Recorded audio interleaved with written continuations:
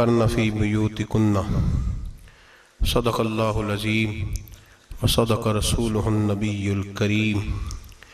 इन्नल्लाह व मलाइकतहु युसल्लूना अलन नबी या अय्युहल्लज़ीना आमनू सल्लू अलैहि व सल्लिमू तस्लीमा। अस्सलातु वस्सलामु अलैका या सय्यदी या रसूलल्लाह व अला आलिका व अस्हाबिका या सय्यदी या हबीबल्लाह। अल्लाहुम्मा सल्लि अला सय्यदिना व मौलाना मुहम्मदिन मअदनिल जूद वल करम व आलिहि व सहबिहि व बारिक वसल्लिम। तमाम तारीफ़ें अल्लाह जल्ल मजदहुल करीम के लिए। हर किस्म के दरूद व सलाम नबी मुहतरम शफ़ी मुहतशम आक़ाए कुल ख़त्म रसूल दाना सुबुल अहमद मुज्तबा हज़रत मुहम्मद मुस्तफ़ा सल्लल्लाहु अलैहि वसल्लम की ज़ात वाला सिफ़ात के लिए हम्द सलात के बाद, इस्लाम ने औरत को बड़ी इज़्ज़त, बड़ा मर्तबा और बड़ा मकाम अता फरमाया है। जितनी इज़्ज़त औरत को इस्लाम ने दी है, न उससे पहले कभी औरत ने सुनी थी और न क़यामत तक दोबारा सुनेगी। मेरे नबी करीम सल्लल्लाहु अलैहि वसल्लम की तशरीफ़ आवरी से पहले बेटी का बाप होना लोग आर का बायस समझते थे, गुनाह और जुर्म समझते थे। मेरे महबूब करीम अलैहिस्सलातु सलाम ने इरशाद फरमाया, जिसकी 4 बेटियां हों या 4 बहनें उसके ज़िम्मे लग जाएं, वालिद बूढ़ा बीमार हो जाए या इंतकाल कर जाए, 4 बेटियां या 4 बहनें उसके जिम्मेदारी में आ जाएं, वो उन्हें पढ़ाए, अच्छा अदब सिखाए, इज्जत के साथ रुखसत कर दे। महबूब ने फरमाया, जिस तरह मेरी ये 2 उंगलियां जुड़ी हुई हैं, इस तरह मेरे साथ जुड़ के जन्नत में दाखिल हो जाएगा। सहाबी ने अर्ज़ की, हुजूर अगर बेटियां 4 ना हो, 3 हो? फरमाया, अल्लाह फिर भी यही दर्जा अता करेगा। एक सहाबी ने कहा, हुजूर अगर 2 हो? तो मेरे करीब ने फरमाया, भाई अगर 1 भी हो तो अल्लाह फिर भी यही शान अता फरमाए। बेटी को मेरे महबूब ने फरमाया, मैं हुक्म देता हूँ बाप को कि जब घर में तोहफा लेके आए, बेटा भी बैठा हो, बेटी भी बैठी हो, तो पहले बेटी को दे। मेरा हुक्म है बाप के लिए, बेटा भी हो बेटी भी हो, जब देने लगे तो पहले बेटी को पहले दे, उसको पहले अता करे, उसके साथ प्यार ज्यादा करे, बेटी को इज्जत दी। मेरे हबीब करीम अलैहिस्सलातु वस्सलाम ने इरशाद फरमाया, जब किसी के घर बेटी पैदा होती है तो बाप के ज़हन में थोड़ा ख्याल आता है कि अल्लाह जाने क्या बनेगा। मेरे करीम रसूल ने फरमाया, रब करीम हजरत जिब्रील को भेजता है, बेटी के सराहने खड़े होकर कहते हो, बेटी के बाप फिक्र न करना, इसके मामले में अल्लाह तेरी मदद फरमाएगा, रब तेरी मदद करेगा इसके मामले में जब बेटी आती है। मेरे भाई, ये एजाज मेरे रसूल ने अता फरमाया, बहन को, बेटी को, और बात बीवी की आई तो मेरे नबी करीम अलैहिस्सलाम की बारगाह में सहाबी ने अर्ज की, या रसूल अल्लाह, या रसूल अल्लाह सल्लल्लाहु अलैहि वसल्लम, मैं गरीब हूँ, सदके नहीं कर सकता, सखावत नहीं कर सकता। जब सखावत की फजीलतें सुनता हूँ दिल मेरा बड़ा चुटकियां लेता है कि मेरे पास भी पैसे होते तो मैं अल्लाह के रास्ते में देता। हुजूर ने फरमाया, तू हलाल की रोजी कमा के अपनी बीवी के मुंह में लुकमा दे, अल्लाह तुझे सखावत करने का दर्जा अता फरमाएगा, अल्लाह तुझे बड़ी बड़ी सखावत के दर्जे अल्लाह तुझे देगा। तो उसकी, और क्या लफ्ज है हदीस पाक में, खैरुकुम लिअहलिही व अना खैरुकुम लिअहलिही। फरमाया, हाजी भी अच्छे, नमाजी भी अच्छे, सूफी भी अच्छे, दरवेश भी अच्छे, सारे ही अच्छे, लेकिन मैं सबसे ज्यादा अच्छा उसे समझता हूं जिसका अपनी बीवी के साथ सलूक अच्छा है, जिसका अपनी बीवी के साथ नरम रवैया, जिसका अपनी बीवी। और क्या इरशाद फरमाया, फरमाया, वाना खैरुकुम लिअहलिही, घर जाके पता कर लो, मेरी 9 बीवियां हैं इस वक्त जो मौजूद हैं, फरमाया मेरा उन सब के साथ सलूक अच्छा है, सारी मेरे सलूक से मुतमईन। मेरे भाई, हुजूर ने एजाज दिया बहन को, बेटी को, बीवी को, औरत को, और मां के मामले में तो कमाल कर दी। मेरे करीम ने फरमाया, जन्नत थी 7 आसमानों के ऊपर, सिदरतुल मुंतहा के पास। मेरे महबूब फरमाते हैं, जब रब ने मुझे इख्तियार दिया तो मैंने वो जन्नत वहां से खींची और मां के कदमों के नीचे ला के रख दी। वहां से खींच के गौसु जमा, कुतुबुद्दराम, मुहद्दिस आजम, मुफस्सिर आजम, शेखुल कुल, शेख तरीकत, वलिये वक्त भी अगर जन्नत उसने ढूंढनी होगी तो उसे अपनी मां के कदमों के नीचे से मिलेगी। इतना बड़ा एजाज भी को देगा, इतना बड़ा एजाज भी को देगा जो मेरे रसूल ने अता फरमाया है। माँ माँ होती है, वो वली वक्त के लिए, गौसे वक्त के लिए भी अगर उसने जन्नत लेनी है तो उसे माँ के कदमों के नीचे से मिलेगी। मेरे रसूल पाक अलैहिस्सलाम ने औरत को एजाज दिया, फजीलत दी, अजमत अता फरमाई, और ऐसे नहीं रखा बीबी को। मेरे हबीब पाक ने फरमाया जब औरत के पेट में बच्चा होता है पैदा होने वाला, तो अल्लाह उसे उतना ही सवाब देता है जितना तलवार लेके मैदान में जिहाद करने वाले मुजाहिद को सवाब अता फरमाता है। और अगर दौरान विलादत औरत इंतकाल कर जाती है, फौत हो जाती है, तो मेरे हबीब ने फरमाया वो ऐसे नहीं गई, वो अपने बच्चे की विलादत के मौके पर गई है तो अल्लाह उसे शहादत का दर्जा अता फरमाएगा। हर मौके पर बीबियां हाजिर खिदमत हुई। नबी पाक ने फरमाया जो आदमी अजान सुने और जिस तरह मुअज्जिन कलिमे कहे उसी तरह के कलिमात दोहराए तो अल्लाह ताला मर्दों को 1,00,000 नेकी का सवाब देगा अजान का जवाब देने पे। बीबियां आ गई, कहने लगी हुजूर ये तो मर्दों का सवाब है, तो हम तो पीछे रह गई। मेरे हबीब ने फरमाया घरों के अंदर रहना, अजान का जवाब देना, मर्दों को 1,00,000 नेकी मिलेगी, तुम्हारे नबी का वादा है तुम्हें 2,00,000 नेकियां अता फरमाई जाएंगी, तुम्हें डबल सवाब मिलेगा। शर्त क्या है? घरों के कुरान मजीद सूरह अहज़ाब आयत नंबर 33 अल्लाह फरमाते हैं वकरना फी बुयूतिकुन्ना, ऐ मेरे महबूब की अज़वाज, ये हुजूर की अज़वाज के वसीले से सारी औरतों को पैगाम मिला। कहा ऐ बीबियों अपने घरों के अंदर ठहरी रहो। कहां रहो?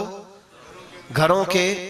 बीबियों को धोखा दिया जाता है। मेरी माएं बहनें बेटियां बच्चियां समझती नहीं बात को, धोखा दिया जाता है। कहते हैं लो मौलवी दिकियानूस हो गया है, ये सूफी दिकियानूस है, ये कहता है बीबी घर के अंदर कैद होके रहे। पर्दा तो कैद का नाम है, वो घर के अंदर कैद। बीबी सिर्फ मां बन सकती है, वो वजीर मुमलिकत नहीं बन सकती। और सिर्फ देखो ना वो अमेरिका से नारा लग रहा है कि बीबी सिर्फ बीवी बन सकती है, वो वजीर नहीं बन सकती। बीबी सिर्फ बहन बन सकती है, वो सदर नहीं बन सकती।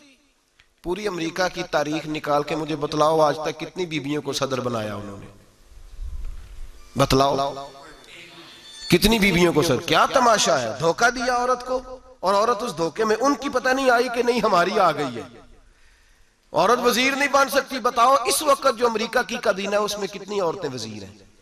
इस वक्त जो लंदन की काबीना उसकी टोनी ब्लेयर वजीर आजम गुजरा है बरतानिया का, उसकी बीवी की सगी बहन कलमा पड़ गई। सगी बहन कलमा पड़ गई।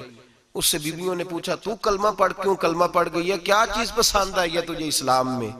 तो कहने लगी जो पर्दा मुसलमानों के नबी ने अपनी मानने वाली औरतों को दिया है वो पर्दा बता गया है कि अगर औरत की कोई इज्जत है तो बीबी फातिमा के बताए हुए पर्दे में है। ये हाल मौके पे जिंदा मौजूद है औरत। उसने 2 जिल्दों में किताब लिखी है पर्दे की अहमियत की, 2 जिल्दों में।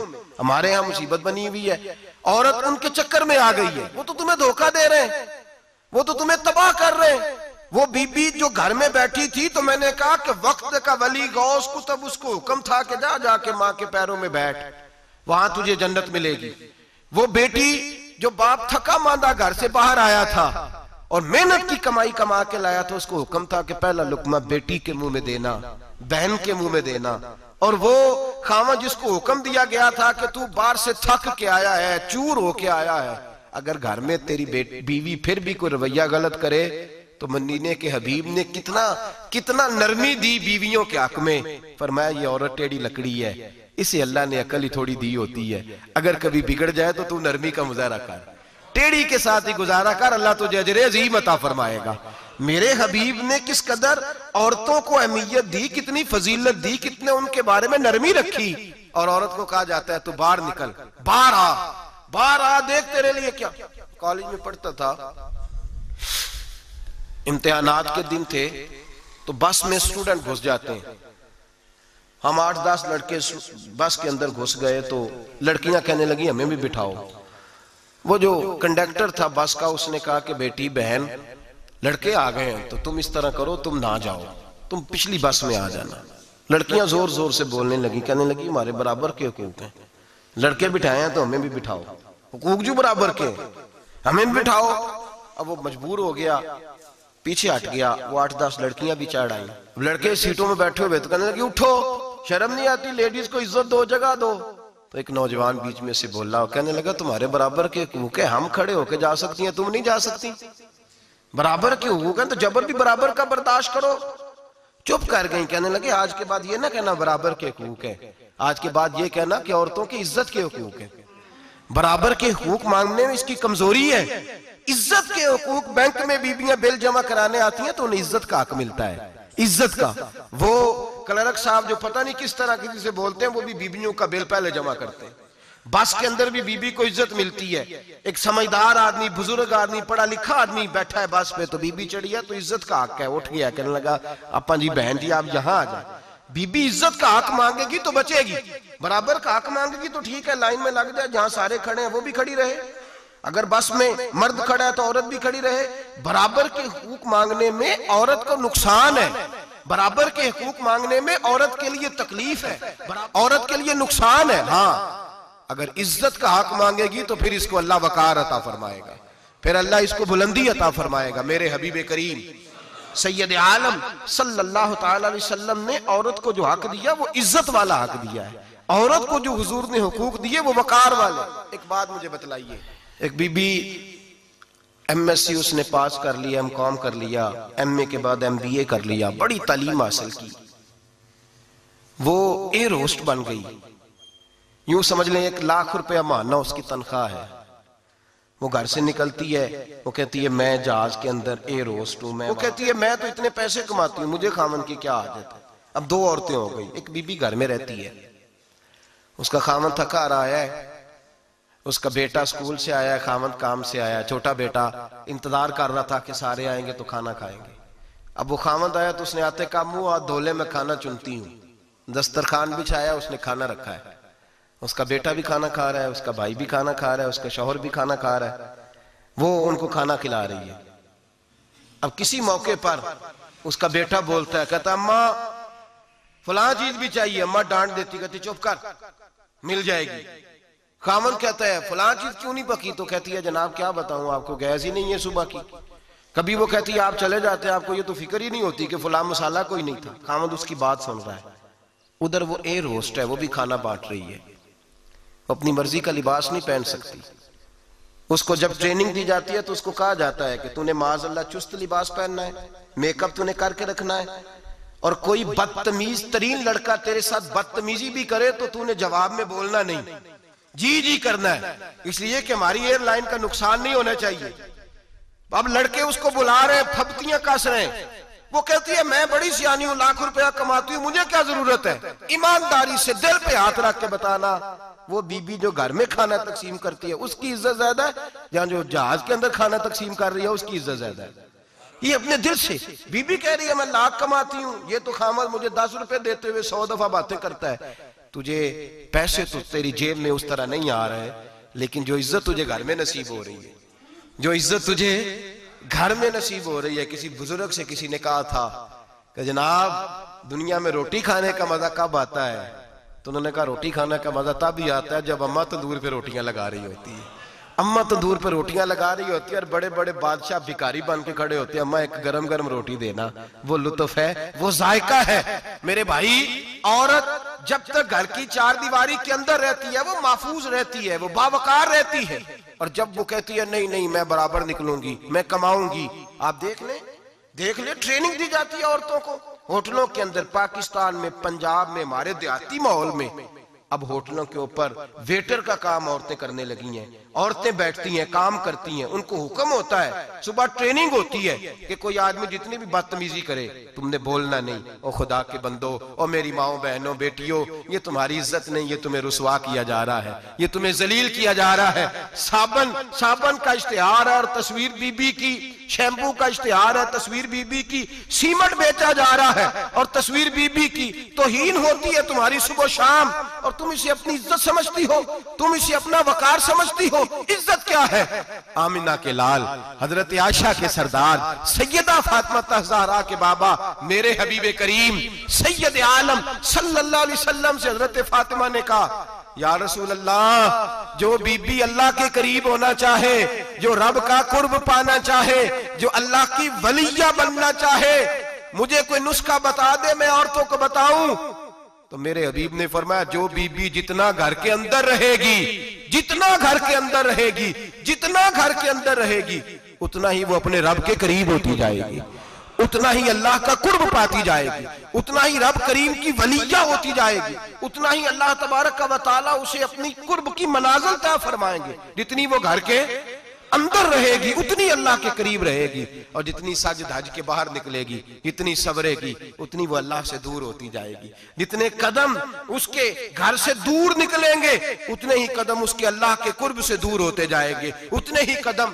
माएं, तुम्हारी दुआएं कबूल होंगी, मेरी माओ तब कबूल होंगी जब तुम घर में रहोगी। बेटियों, रब करीम का कुर्ब उस वक्त नसीब होगा जब तुम घर के अंदर रहोगी। तुम भाई के लिए मांगोगी तो अल्लाह तुम्हें देगा, बेटे के लिए मांगोगी तो अल्लाह तुम्हें देगा, शौहर के लिए मांगोगी तो अल्लाह तुम्हें देगा। अगर चाहती हो कारोबार बढ़े, अगर चाहती हो रिस्क में बरकत हो, अगर चाहती हो तुम्हारे घरों में अमन हो, सुकून हो, जो तुम मांगो अर्श का मालिक तुम्हें अता करे, तो फिर मेरे रसूल ने नुस्खा बतलाया है, फिर मेरे करीम ने बतलाया, घरों में बैठी रहना। जितनी घरों के अंदर रहोगी उतना ही अल्लाह ज्यादा दर्जा अता फरमाएगा, तुम्हारी दुआएं कबूल करेगा, तुम्हारी इल्तिजाएं अल्लाह मानेगा। मेरे भाइयों, मेरे अजीजों, औरत के साथ जो जुल्म इस मुआशरे में हो रहा है, बेपर्दगी का तूफान है, तूफान है बेपर्दगी का। एक बुजुर्ग थे दरवेश से, सादे से, वो आई साहब के पास अक्सर आया करते थे, तो थे बड़े सादे और थे बड़े नेक, पढ़े हुए नहीं थे, जाग रहे आप हजरात, नेक बड़े थे।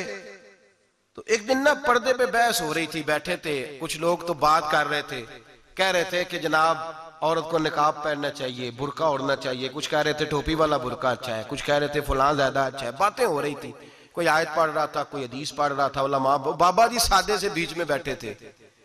मैंने उनकी तरफ तवज्जो की, मैंने कहा बुजुर्गो आप भी तो कोई जवाब देना।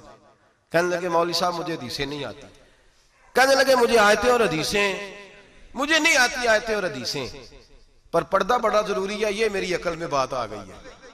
तो मैंने कहा वो किस तरह? कहने लगा ये तो छोटे से बच्चे की भी अकल में आ जाती है। मैंने कहा साहब हमें भी समझा दें, चले हमें को बात मिल जाए, आप चले, अगर आपने इल्म नहीं पढ़ा तो उम्र तो आपकी ज्यादा है ना, आपने बुजुर्गों से बातें सुनी है। तो कहने लगे बेटा मेरा छोटा सा पोता है, वो बाजार से टाफी खरीद के लाता है, अगर टाफी के ऊपर से कागज उतार देता है ना तो टाफी में मक्खियां बैठनी शुरू हो जाती है, टाफी पे मक्खियां बैठ जाती हैं।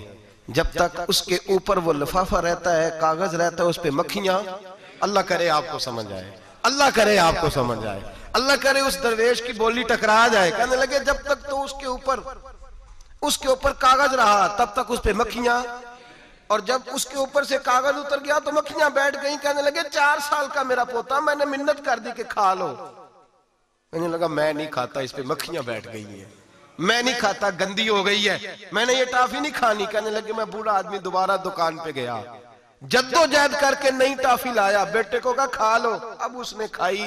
कहने लगे मुझे समझ में आ गई, जो बीबी पर्दा करेगी उस पे मक्खियां नहीं बैठेंगी, जो औरत पर्दा करेगी उस पे मक्खियां, और अगर उस पे मक्खियां बैठ गई तो फिर वो किसी के लिए काबिल कबूल है। और अगर पर्दे में छुपी रही, अगर पर्दे में छुपी रही, और भाई कीमती चीजों को गुलाब चढ़ते हैं, किसी ने कभी केमिस्ट्री गुलाब पे नहीं छुपाई, फिजिक्स नहीं छुपाई, कभी किसी शायर अदीब ने अपना लिखा हुआ शायरी का कलाम नहीं छुपाया। गुलाब जब भी चढ़ता है कुरान पाक पे चढ़ता है। मेरे भाई करोड़ों और अरबों और खरबों का मकान बना के लोग उसको गुलाब नहीं चढ़ाते, गुलाब जब भी चढ़ता है बैतुल्लाह को ही चढ़ता है। जो चीज कीमती होती है वो गुलाब पे होती है। मेरी बहनों, मेरी बेटियों, अगर तुम अपने आप को कीमती बनाना चाहती हो तो गुलाब में छुप जाओ, तुम्हारी कीमत बढ़ जाएगी, तुम्हारा वकार बढ़ जाएगा, तुम्हारी अजमत बढ़ जाएगी। मेरे हबीब ने फरमाया जितनी घर के अंदर रहोगी, दुनिया तो दुनिया रही, अल्लाह की नजर में तुम्हारी कीमत बढ़ जाएगी, रब करीम की निगाह में तुम्हारा वकार बढ़ जाएगा, अल्लाह की नजर में तुम्हारी अजमत बढ़ जाएगी। और जब औरत निकलती है, जब वो घर से निकलती है, मेरे हबीब करीम अलैहिस्सलाम ने फरमाया औरत छुपाने की चीज है, छुपाने की चीज है, छुपाने की, ये कीमती है, ये खजाना है, इसे छुपा के रखो। फरमाया जब ये घर से निकलती है, फरमाया और कोई देखे ना देखे, शैतान उसे देखता है, शैतान वसवसा अंदोजी करता है, शैतान उसे देखता है। और हबीब करीम सैयद आलम सल्लल्लाहु ताला अलैहि वसल्लम जब बात करते थे, जब लफ्ज बयान करते थे, मोहताज जुमले बोलते थे, बड़ा कम, रहमतल लिल आलमीन नबी की जुबान से बड़ा कम सख्त जुमले निकलते थे। मेरे हबीब ने लफ्ज अदा किए, सख्त जुमले। मेरे करीम ने फरमाया जो औरत, ये जो माए बहनें सुन रही हैं, खुदारा आगे पहुंचाएं। आप भी घर में जाएं तो ये वाला वाज अपने घर में पहुंचाएं, सुनाएं, खुदारा सुनाएं, खुदारा। रोज एक कयामत टूटती है और मेरे भाई लाखों इज्जतदार लोग अपने तकिए पे मुंह रख रख के रोते हैं, इसलिए कि वो बच्ची जिसके बारे में कहते थे हमें एतबार है, एतबार का लफ्ज बोल के बाप जो जुल्म करता है अपनी बेटी पे, भाई एतबार का लफ्ज बोल के जुल्म करता है बहन पे, एतबार का जुमला बोल के ज्यादती करते हैं हम अपनी जानों पर। हजरत जुनैद बगदादी सूफिया के सरखील सूफिया के, उनसे एक शख्स कहने लगा मुझे बेटी पे एतबार है, मैं उसको फलां जगह दाखिल ना करा दूं, पढ़ ले। आप फरमाने लगे तुझे एतबार है तो क्या अल्लाह के रसूल को एतबार नहीं था? ये तूने कैसा लफ्ज बोला? तुझे एतबार है, नबी पाक को नहीं था? मेरे महबूब के पास हजरत आयशा सिद्दीका बैठी थी, और वो बीबी जिसको कुरान कहता लस्तुन्ना कहदम मिनन निसा, तुम्हारे जैसी दूसरी कोई हो सकती नहीं। मेरे महबूब के पास हजरत अफसा बैठी थी, जनाबे सौदा बैठी थी, इससे बढ़कर भी किसी को एतबार होगा जिनको कुरान कहते हैं जैसी दूसरी हो ही नहीं सकती। हजरत अब्दुल्ला बिन मक्तूम नाबीना से अभी आए, ओ भाई नाबीना दिल की आंखें खोल के सुनो, नाबीना से अभी, नाबीना आंखों से नजर नहीं आता, हुजूर की बारगाह में आए, मुझे एतबार है बेटी पे, मुझे एतबार है, संदल की बनी हुई बेटी है, हूर है तेरी बेटी, उसके करीब गुनाह नहीं जाता, ये तू ज्यादती कर रहा है अपनी बेटी पे, ये जुमला बोल के तू जुल्म कर रहा है, तू जालिम और फाजर हो गया जब तूने ये कहा कि मुझे एतबार है। मेरे हबीबे पाक से बढ़कर किसको एतबार होगा? मेरे करीम रसूल सैयद आलम नूर मुजस्सम सल्लल्लाहु ताला अलैहि वसल्लम ने फरमाया, हजरत आयशा थी, हजरत अफसा थी, हजरत सौदा थी, अब्दुल्ला इब्ने मक्तूम नाबीना आए तो मेरे नबी ने फरमाया बीबियों पर्दा करो, बीबियों बोल के बताइए, बीबियों, सारे बोलिए बीबियों, अल्लाह करे ये आवाज गूंज जाए पूरे मुआशरे में, बीबियों। मेरे नबी ने जुमला कहा बीबियों पर्दा कर लो, पर्दा करो, नजरें झुकाओ, नकाब ओढ़ो। एक जौजा बोली हुजूर उन्हें तो नजर नहीं आता, वो तो बेचारे नाबीने हैं। तिरमिजी में हबीब पाक के लफ्ज सुनिए, या रसूल अल्लाह उन्हें तो नजर नहीं आता। मेरे रसूल ने फरमाया तुम्हें तो नजर आता है ना, तुम तो अंधी नहीं ना, वो एक मर्द आया है, वो एक सहाबी आया है, तुम्हें तो नजर आता है, तुम्हारी आंखें तो है, उसे फितना आए ना आए तुम्हें नजर आता है, खबरदार पर्दा करो, आंखें झुकाओ, चेहरों पे नकाब डालो। हजरत जुनैद बगदादी फरमाने लगे अगर मेरे रसूल पाक अपनी अज़वाज को कहते हैं पर्दा करो और तू कहता है मुझे एतबार है, अगर नबी पाक अपनी बेटी हजरत फातिमा को कहते हैं पर्दा कर, तू कहता है मुझे एतबार है। जनाब जुनैद बगदादी मजीद बोले, आप फरमाने लगे अगर हसन बसरी पढ़ाने वाला हो, राबिया बसरी पढ़ने वाली हो और बीच में कुरान पाक पढ़ा हुआ हो, पढ़ाने वाला हसन बसरी, पढ़ाने वाले हसन बसरी जिन्होंने मौला अली शेर खुदा की सोबत पाई, जिन्होंने उम्मुल मोमिनीन हजरत उम्मे सलमा के घर में परवरिश पाई, फरमाया पढ़ाने वाला हसन बसरी, पढ़ने वाली राबिया बसरी, वो बीबी जो दुआ मांगे तो अल्लाह मुर्दा ऊंट को जिंदा फरमा दे। फरमाया पढ़ाने वाला हसन बसरी हो, पढ़ने वाले राबिया बसरी हो, और जो पढ़ा जाए वो कुरान हो। फरमाया कसम अल्लाह की इज्जत की, मैं फिर भी उन्हें पढ़ने पढ़ाने की इजाजत नहीं देता, मैं फिर भी उन्हें तन्हाई में बैठने की इजाजत नहीं देता, मैं फिर भी उन्हें अकेले रहने की इजाजत नहीं देता, इसलिए कि ये हसन बसरी हैं और मना करने वाले इमामुल अंबिया हैं, इसलिए कि ये राबिया बसरी हैं और मना करने वाले सैयदुर रुसल हैं, खबरदार फिर भी इजाजत नहीं। मेरे नबी करीम अलैहिस्सलाम बोले, हुजूर की बारगाह में सहाबा ने अर्ज किया या रसूल अल्लाह सल्लल्लाहु अलैहि वसल्लम, अगर कोई नेक आदमी किसी नेक औरत के साथ बेपर्दा हो, नेक आदमी, वो पीर गुनाहगार नहीं जिसके पास बीबियां जाती हैं, वो गुनाहगार नहीं, वो तो मुजरम है, वो खाली गुनाहगार नहीं, वो तो पापी है, वो खाली गुनाहगार नहीं, वो तो दीन का डाकू है, डाकू, वो तो फासिक है, वो तो दीन की हदें तोड़ने वाला है, वो तो उसको तो घसीटा जाएगा कयामत के दिन, जो औरतों से बेपर्दा मिलता तो घसीटा जाएगा। लेकिन सवाल ये है वो खामद किधर होता है जिसकी बीवी पीर के पास अकेली जाती है?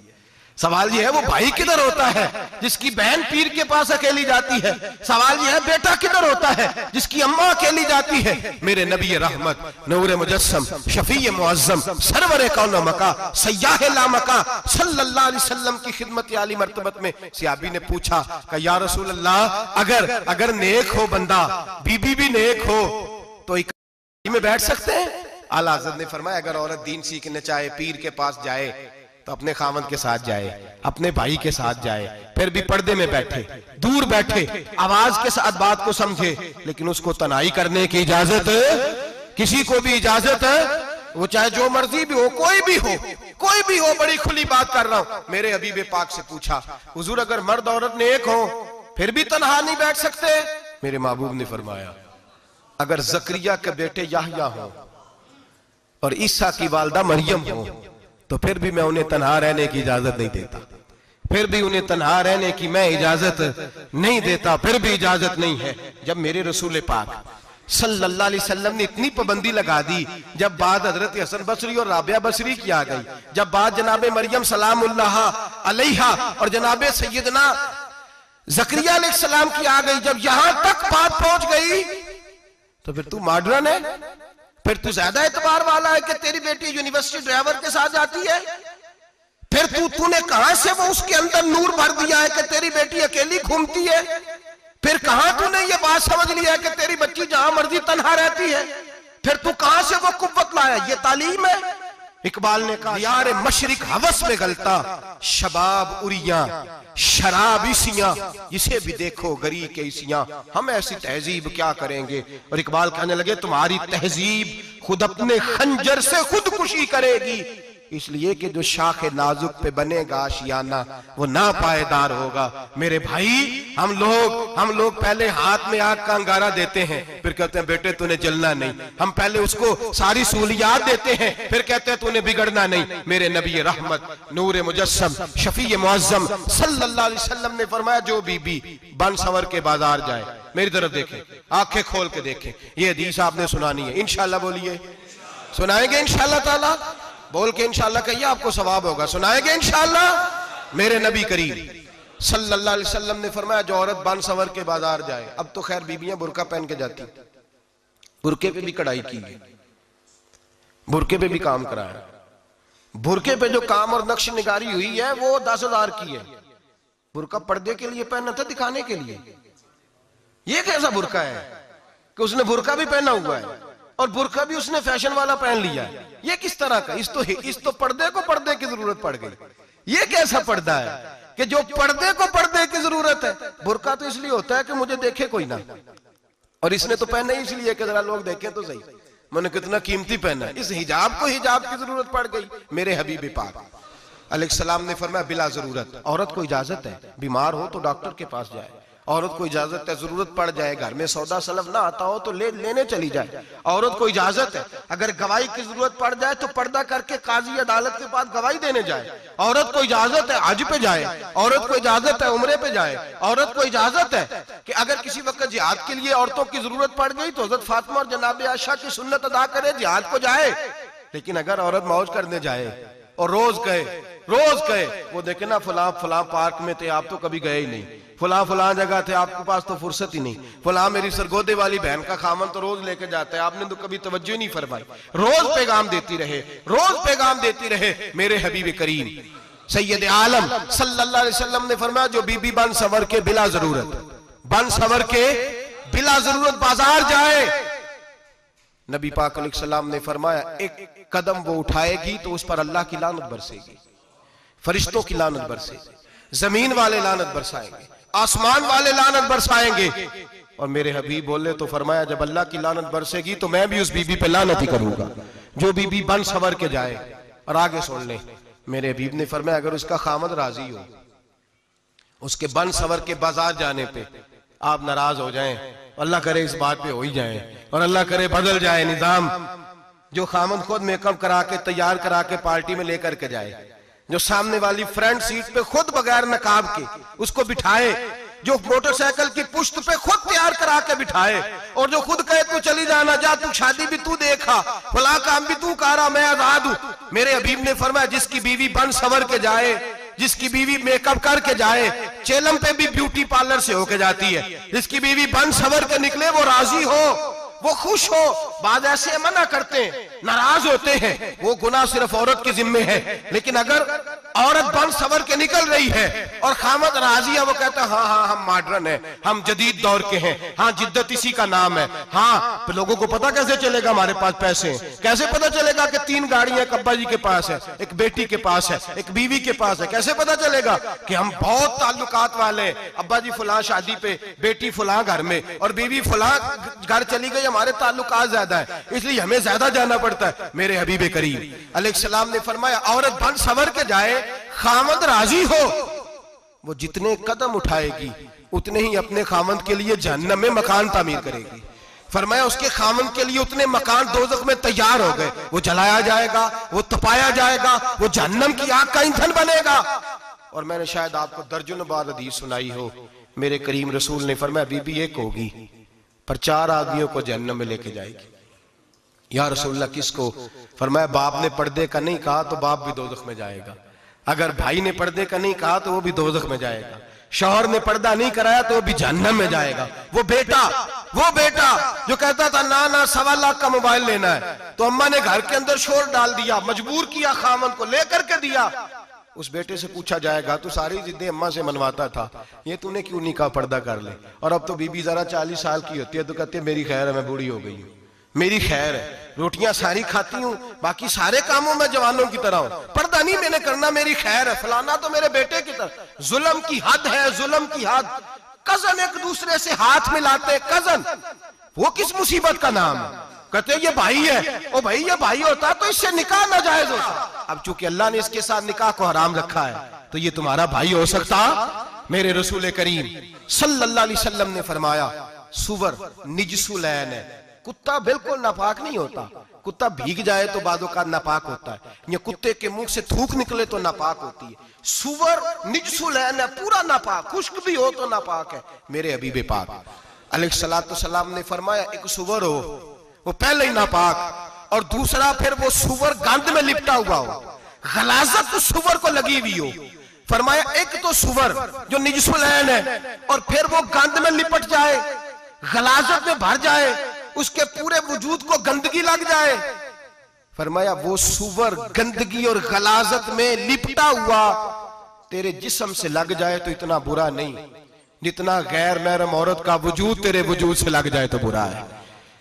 किस कदर तफसील दी, कहां से बात शुरू की और कहां मेरे नबी ने सिखाई। कजन हाथ मिला रही है, कजन के साथ बाजार जाया जा रहा है, कजन के साथ फला काम हो रहा है, कजन को चचा का बेटा भाई होता है, अगर ये सगा भाई होता तो इसके साथ निकाह नाजायज होता। खुदारा आ जाओ, लौट आओ, वापस पलटो दीन की तरफ, लौटो, इस तबाही से निकलो। ये जो आग है, ये जो बेसुकूनी है, ये जो तमाशा है, ये लाखों कमाने के बावजूद जो बेबरकती है, ये बड़ी बड़ी फौजों के बावजूद जो रोज मय्यतें उठती हैं, ये जो रोज जनाजे पड़े जाते हैं, ये जो रोज बेटियां बेवा होती हैं, ये जो रोज माओ के सुहाग लुटते हैं, ये हमारी नाफरमानियां हैं। हम दीन के मामले में हम लोगों ने नरमी शुरू कर दी है, हम अल्लाह और उसके रसूल से बगावत करने लगे हैं। मेरे हबीब करीम सैयद आलम नूर मुजस्सम शफी मुअज़्ज़म सल्लल्लाहु अलैहि वसल्लम ने फरमाया जिना सिर्फ शर्मगाह का नहीं होता, हुजूर ने फरमाया आंखें भी जानी होती हैं, कान भी जानी होते हैं, जुबान भी जानी होती है। बुखारी मुस्लिम दोनों में मौजूद है। सहाबा ने अर्ज की हुजूर जुबान कैसे जानी होती है? फरमाया जो नमाज के बावजूद गंद बोलता है, गलीज गुफ्तगू करता है, वो जुबान का जानी है। और फरमाया जो रोज गंद देखता है, वो जितनी मर्जी तजते पड़े, वो आंख का जानी है। और जो गंदी बातों में लज्जत महसूस करके सुनता है, वो जितना मर्जी रोज उठ के मस्जिद में झाड़ू दे, वो कानों का जानी है। मेरे नबी ने फरमाया आंख का जिना भी छोड़ दो, कान का जिना भी, बोलिए कान का जिना भी, जुबान का जिना भी। मुस्नद इमाम अहमद बिन हंबल उठाइए, एक सहाबी ने अर्ज की हुजूर नमाज में दिल नहीं लगता, मेरा कुरान पाक में दिल नहीं लगता, दुरूद सलाम में दिल नहीं लगता। आमिना के मासूम लाल ने क्या जवाब दिया? हुजूर ने फरमाया जा अपनी नजर जाके पाक कर ले, अल्लाह के नबी का वादा है तेरा सजदे में दिल लगने लग जाएगा।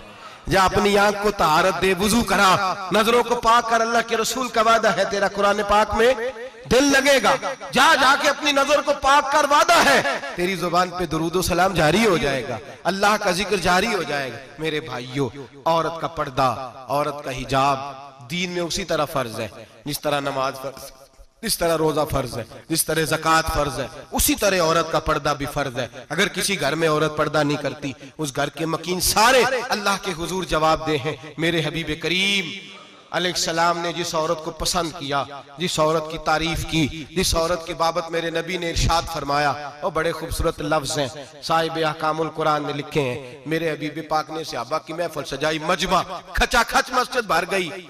हुजूर ने फरमाया, बोल के बताओ खैरुन निसा कौन सी है, औरतों में सबसे अच्छी बीबी कौन सी है, बोल करके बताओ। हजरत सिद्दीक अकबर से लेकर मौला अली तक, हजरत अली से लेकर जनाब बिलाल तक, हजरत सलमान फारसी से लेकर अब्दुल्ला मुजनी तक भरा पड़ा है मजमा। हुजूर ने फरमाया, बोलो सबसे अच्छी औरत, सबसे अच्छी औरत कौन होती है? एक सहाबी कहने लगे, हुजूर जिसकी नमाज कज़ा न हुई हो। फरमाया, वो भी अच्छी है, पर तुम मेरी मुराद को नहीं पहुंचे। एक ने कहा, हुजूर जो खामद की ताबेदार हो। फरमाया, वो भी अच्छी है, पर तुम मेरी मुराद को नहीं पहुंचे। एक सहाबी ने कहा, या रसूल अल्लाह जो पाक दामन हो। हुजूर ने फरमाया, तुम मेरी मुराद को। हजरत अली फरमाते हैं, जब सबके जवाब गलत हो गए तो मैं, कद मेरा छोटा था, मैं पीछे बैठा था, मैं गर्दन झुका के पीछे से निकल गया। सैयदा तैयबा ताहिरा हजरत फातिमा ज़हरा रदी अल्लाह ताला फरमाते हैं, बीबी साहब के पास पहुंचा। मैंने कहा, फातिमा हुजूर ने सवाल किया है। तो हजरत फातिमा भी गोया मुस्कुरा के कहने लगी, इल्म के शहर के दरवाजे तो आप ही हैं, तो आप यहाँ आ गए। कहा, हुजूर ने सवाल किया है, और मुझसे लेकर अबू बकर, उमर, उस्मान गनी, तमाम को किसी को जवाब नहीं आया। हुजूर ने पूछा, बेहतरीन औरत कौन होती है? बेहतरीन खैरुन निसा, बेहतरीन बीबी कौन होती है? तो हजरत सैयदा फातिमा कहने लगी, अली बड़ी सादी सी बात थी, सादी सी बात थी, समझ नहीं आई। का फातिमा बतला दो, इतनी सादी है तो। हजरत फातिमा कहने लगी, सबसे बेहतरीन औरत वो होती है न कभी गैर महरम ने वो बीबी देखी हो।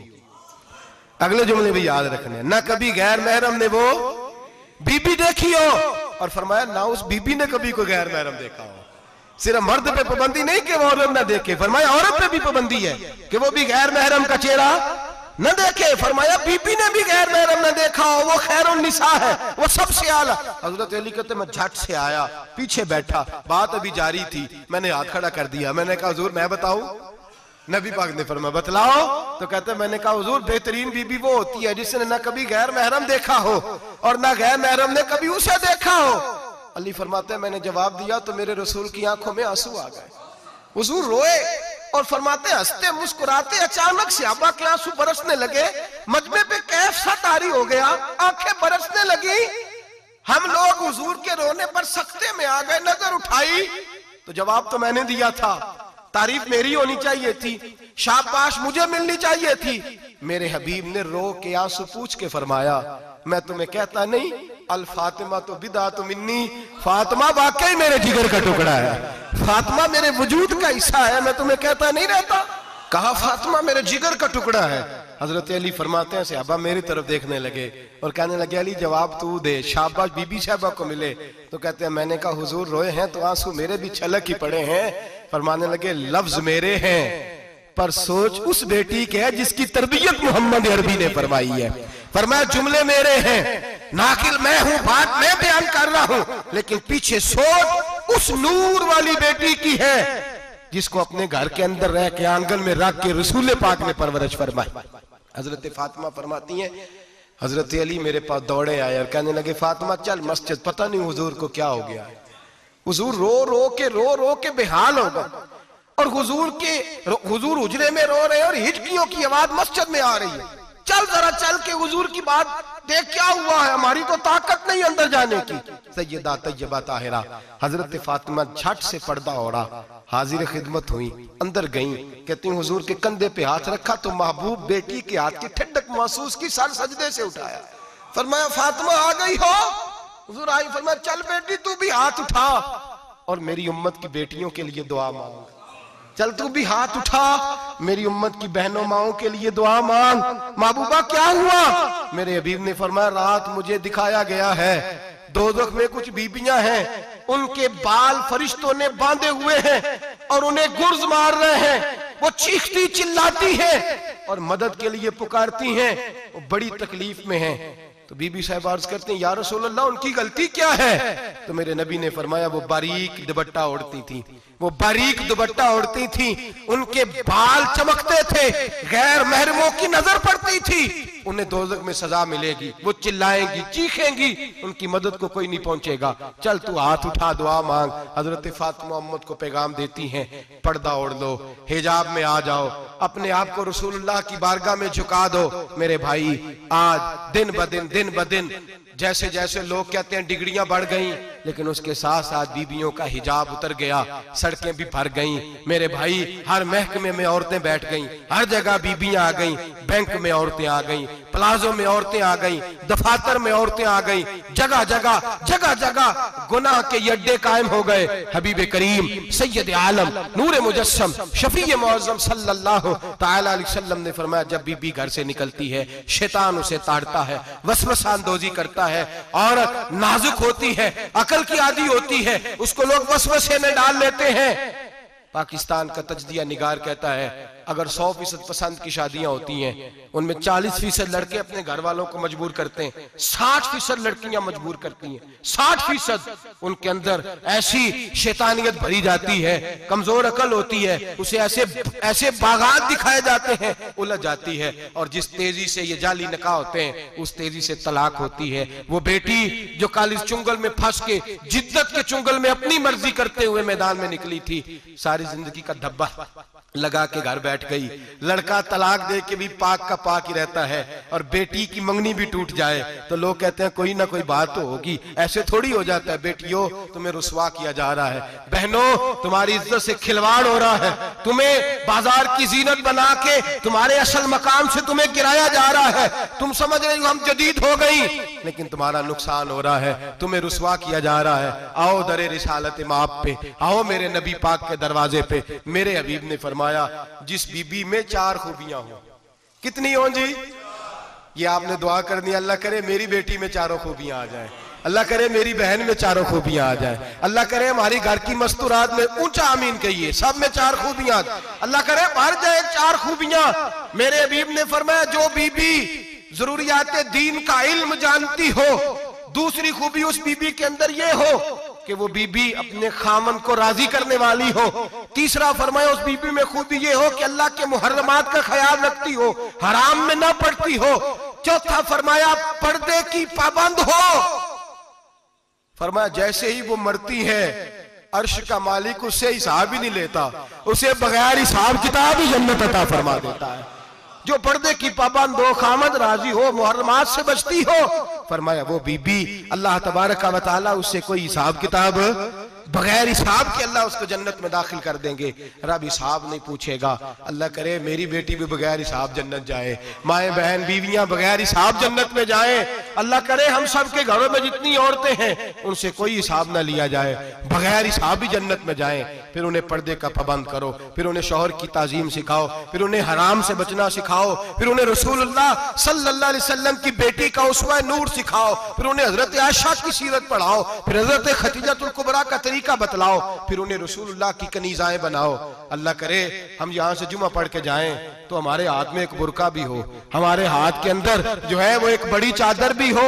अम्मा को कहे अम्मा ये चादर रख, इससे नकाब ओढ़ के निकलना। अल्लाह करे चौधरी साहब सरपंच साहब की पंचायत में कोई ऐसा मुकदमा भी आए जो आके कहे मैं बीवी नहीं रख सकता, ये पर्दा नहीं करती, ये कहीं मुझे भी अजाब में मुब्तला ना करे। अल्लाह करे शौहर इस तरह का गैरतमंद बने, वो कहे खबरदार खबरदार, अगर तू दरवाजे से निकली। आला हजरत इमाम अहले सुन्नत मुजद्दिदीन मिल्लत मेरे आला हजरत से किसी ने पूछा था कि हजरत जी बीबी नात पढ़ सकती है? फतावा रज़विया की 14वीं जिल्द, बीबी मिलाद पढ़ सकती है? मिलाद? आला हजरत ने फरमाया अगर बीबी मिलाद पढ़ रही हो, नात पढ़ रही हो और उसकी आवाज गैर महरम के कानों तक जा रही हो, फरमाया उसे सवाब नहीं होगा, उसे हराम काम करने का गुनाह दिया जाएगा। बीबी को मना है, वो नात की आवाज भी औरत का ही नहीं पड़ता, दीन में तो औरत की आवाज का भी पर्दा है।